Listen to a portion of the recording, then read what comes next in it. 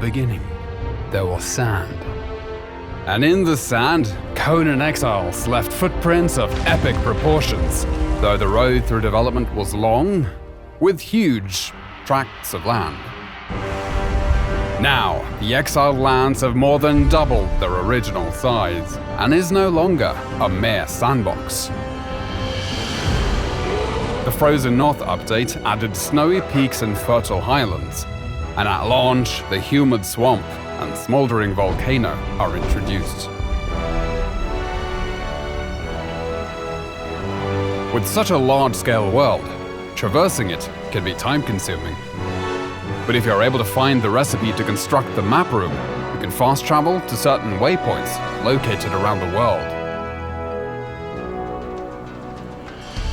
Perhaps you'll visit Sepemeru, the relic hunter city to the west, which is now a mostly harmless trading hub where players can come to barter, or perhaps strike up a conversation with the locals over a pina colada.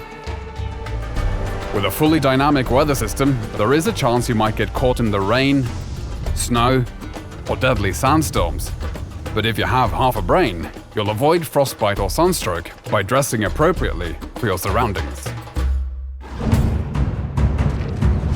The world is filled with dangerous monsters and other humans, as well as challenging world bosses and deadly dungeons. These dungeons are designed to test you and reward those who show strength, intellect, and resourcefulness with items and lore you won't find anywhere else. Combat in Conan Exiles has gone from simple strikes to a grand set of combos with light and heavy attacks and unique moves for each weapon type. And with improvements to artificial intelligence, mastering your moveset and stamina is critical.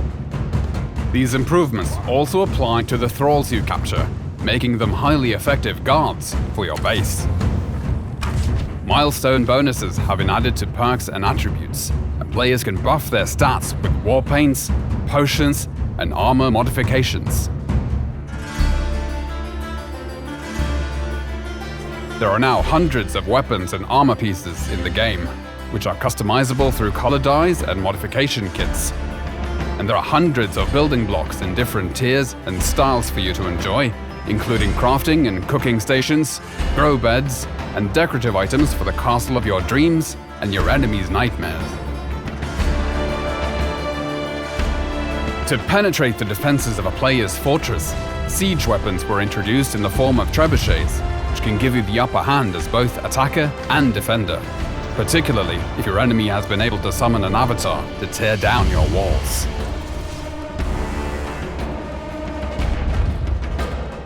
With the ability for players to climb any structure or cliff face in the game, necessary defenses like siege cauldrons and crenellated walls were added.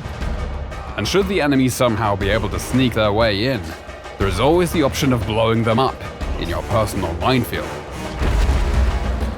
Defensive construction is not just against other players, as the creatures of the land also rise against you to drive you from their territories.